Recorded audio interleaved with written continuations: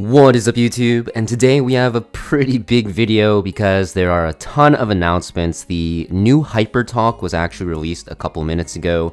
I did go through it. It's not that long, so I recommend watching it if you guys want on the Etheria Restart official YouTube.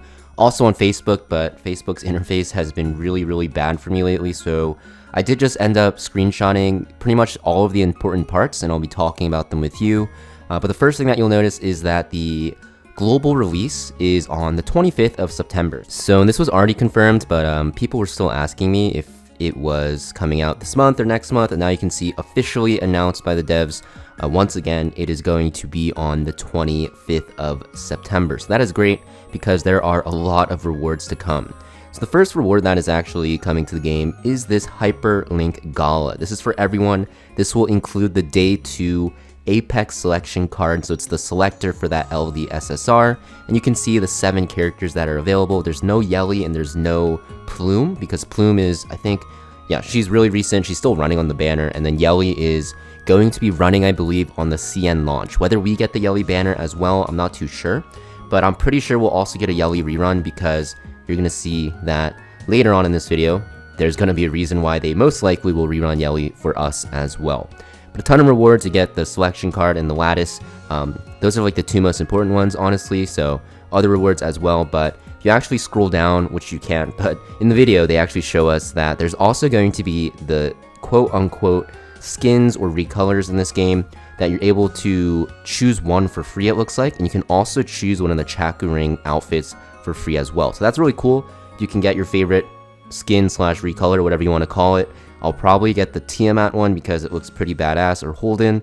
In the Chaku Ring, there's a lot of cool ones you can choose as well, just by participating in the event by logging in. On top of that, there is a redemption code. There are reports of this not working. By the time you see this, it might have been fixed, but it's Etheria 0925. I'm pretty sure you have to take out the brackets. I don't know why they put the brackets here, but that is the redemption code. What it holds, I'm not too sure because I didn't log in the game today yet, but basically it just gives you free stuff, so that's very cool. Now, of course, for returning players, because the game had a lot of drop-off for players in the summer, because, you know, honestly, there was a lot of things that needed to be fixed, and they did fix it. It just took longer than a lot of people wanted, but they are rewarding a ton for people coming back. You can see the total available rewards for coming back to the game. You get 4 lattice, you get 2,000 gems, you get 90 summons, and 2 free SSRs. That is absolutely insane for a comeback, like reunion, whatever, returning player reward. I've seen these like gifts for other games, and like this is like by far the best. Now, of course, it's not gonna be worth it for players that are still playing to quit the game and get these rewards, because even though, you know, these summons look amazing, it's mostly to catch up on building your units, not really like gearing them and stuff like that. So of course, like the energy and time you spend to actually gear up your characters, so it's worth a lot more than just these summons. But this is a great way to actually have people catch up with the characters and, you know, just be able to play the game after coming back. Huge W. I don't know how long you have to be not playing for this to activate. They don't really say, but it is a thing. I'm pretty sure they'll talk about it more specifically later on. And you can see these are the rewards and how they're set up. I think those are already accounted for in these total available rewards, and it's just a great way for people to catch up, right? And it's going to be like this check-in event. On top of that, when you come back to the game, you basically get double the drops for the first stamina that you use in GP Outpost, Threshold, and Investigation. I don't know if it's 1,000 for each. I'm pretty sure it's like 1,000 altogether, so you can catch up. Not obviously as quickly as by playing through like a 2x event, but it's a great way to get, you know, some good rewards at the start, so you can actually start building your characters. I think most people will probably be doing GP Outpost and Investigation when they come back to the game, because they would have pulled a ton of characters to, you know, build up.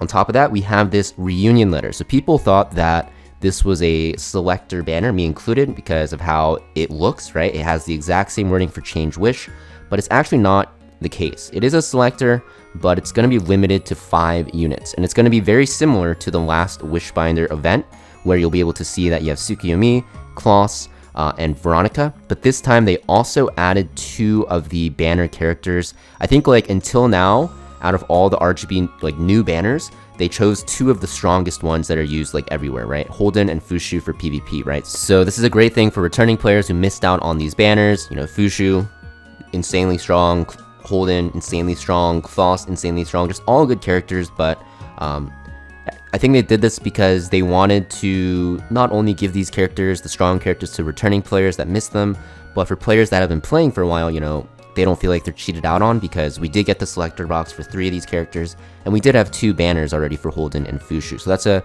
very good banner for people coming back, and you should be excited about that. On top of that, we have new units being teased. These are probably going to be coming out after Plume's banner, right? So at the beginning of October, I believe, is when Plume's banner ends, and we're getting 2 new characters. You'll see Kokardi, Emberflux Kokardi.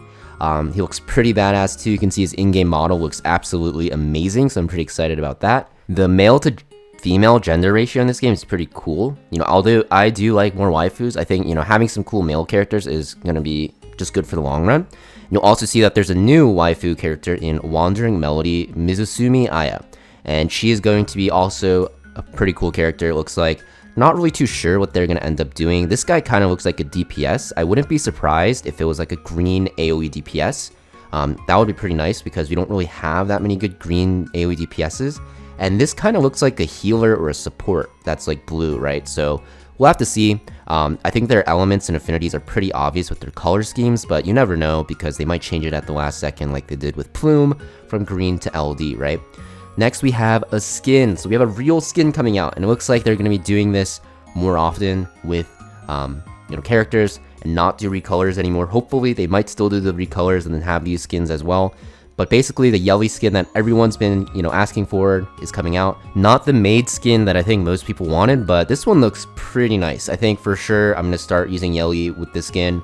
I think like skins are like the best way for games like this to make money. Like if you look at like the big games like League of Legends and stuff like that, they make all their money off skins. And you know, if you have a nice skin for a very popular character that a lot of people, you know, like to use, I think you're gonna make some money. So this is a great addition to the game. I don't even play like Cleave, so I don't really use YELI in PvP, but I'm probably gonna buy the skin anyways, and I'm gonna force her to work in turn 2, like Bruiser playstyle, because of the skin. And that's like it's like a good thing, right? You're just gonna, for like the company, right? You're just like kind of making people experiment more with the builds and like try to want to use them. So like this is a very good thing for us, and I'm very happy that the skin is coming. On top of that, we have another background skin for RTA. Now, it's not something you purchase, I believe. It's available from the pass, which we'll talk about, but there is an RTA pass coming out. But this background looks really badass. I'm not gonna lie. Even if they sold this for money, I might have to cop it, because like this looks insane. You're like outer space, which is actually kind of hilarious, honestly, but it looks pretty sick. And the RTA exclusive pass is this pass here, where you'll be able to get rewards by doing RTA. You'll get avatar frames, you'll get, I think you also get like the main character outfits, you get chakra ring stuff as well, and just like a ton of rewards, which looks insane. I'm not really too sure what this currency is, this new one, but it might be for a new shop, it looks like, because there's a stellar shop. Not really sure what they'll sell there. They're probably still like, you know, thinking about it so they don't make people angry or something. But this is the new addition to RTA. They're adding the Summit Pass, which is going to be very nice for, you know, people that are playing RTA, and it'll make people play it more that aren't. So yeah, I don't think these rewards will be like required if you don't really participate in PvP that much or don't care about it. But it's a good reward for people that, you know, like to play PvP. And then of course, like they said, with the RTA pass, before that with the YELI skin, they're adding a season limited skin for RTA. So it's probably like if you end platinum or gold or higher starting next season, you'll be getting a season limited skin. We don't know what unit it'll be. Maybe they'll do a vote, maybe they'll do like whichever units use the most, like Epic 7 does. But for the most part, pretty excited that they are finally embracing the skin culture. So skins coming out for YELI, and also just for RTA rewards as well. And then of course, at the end, we have the Hyperlinker Cup. It's pretty much like EWC, I believe it's called, but not really too sure about it. But I think they said like top 8 on the RTA ladder gets invited to like a tournament. Yeah, not really too sure. I don't really have any ambitions to go as a player, because I don't really spend as much on this game as a lot of the mythic players even do. But for me, maybe going to watch and vlogging it, we'll have to see. But pretty cool that they are embracing also the esports nature of the game, although it'll be pretty hard to implement, but I believe. So yeah, pretty much it for this video. Huge changes to come. Hope you guys are excited as I am, and I will see you guys next video.